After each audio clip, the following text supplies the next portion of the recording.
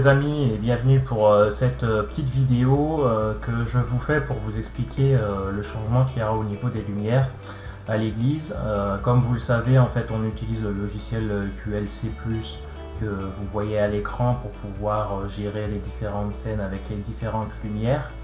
Et ce qu'on va apporter de nouveau à partir du dimanche prochain, ça va être l'utilisation en fait d'un contrôleur MIDI que vous voyez là.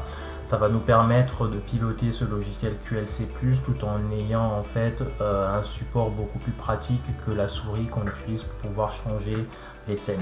Alors cette vidéo, c'est juste pour vous montrer les principes de l'utilisation de ce contrôleur MIDI là.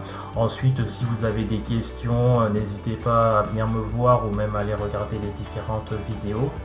Donc le principe est relativement simple. Ce que vous voyez à l'écran au niveau du logiciel QLC+, c'est que j'ai paramétré la plupart des boutons que vous retrouvez sur le contrôleur MIDI à l'écran pour qu'il y ait en fait un mapping de 1 pour 1 entre les différents boutons que vous voyez ici et sur le logiciel QLC+, les différents boutons que vous avez là.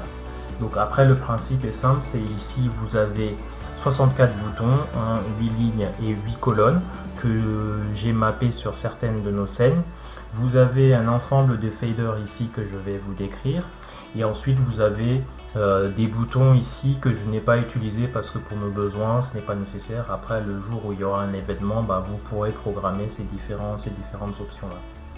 Alors pour vous montrer en live le principe, je vais utiliser là aussi en fait le logiciel Capture qui me permet en fait de simuler les différentes lumières que nous avons à la citadelle, et le principe est relativement simple. C'est ce que j'ai fait, c'est que en situation de culte, on a globalement 3 scènes différentes. On a une ambiance plutôt chaude, on a une ambiance plutôt bleu-violet, et il y a en fait une troisième scène qui sert plutôt au moment de la prédication.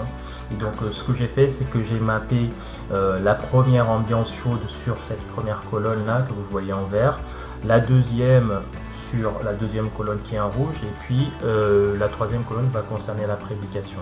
Et ensuite le fonctionnement est relativement simple, c'est lorsque vous cliquez sur l'un de ces boutons, quel qu'il soit dans la rangée, et en fait ils vont se mettre à clignoter, et comme vous le voyez ici dans la petite simulation, ça va vous allumer les lumières avec les paramétrages qui ont été faits.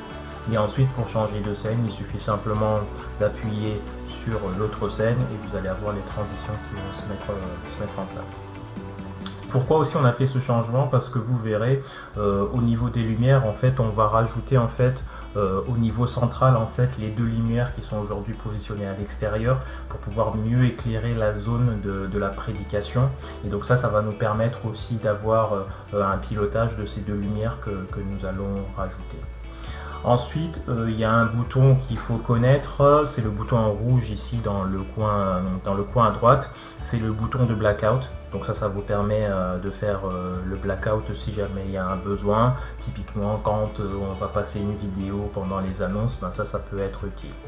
Et enfin pour finir, les faders, le principe est relativement simple, c'est que j'ai mappé les 6 faders sur les 6 lumières qui existent en haut, donc les 6 premiers vont concerner les 6 lumières. Ensuite les deux suivants, ça va nous permettre de piloter les deux lumières qu'on a rajoutées pour la zone de prédication. Donc là je sais pas si on peut le voir, mais globalement si je me mets en situation de blackout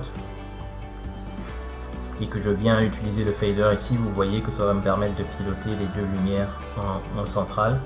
Et ensuite un autre point qu'il faut savoir, c'est que le dernier fader qui est tout à droite, ça va être votre master général. Donc là comme vous le voyez là, ça me permet en fait de régler le master général. Donc typiquement s'il y a besoin de baisser des lumières, il suffit d'utiliser le fader à droite.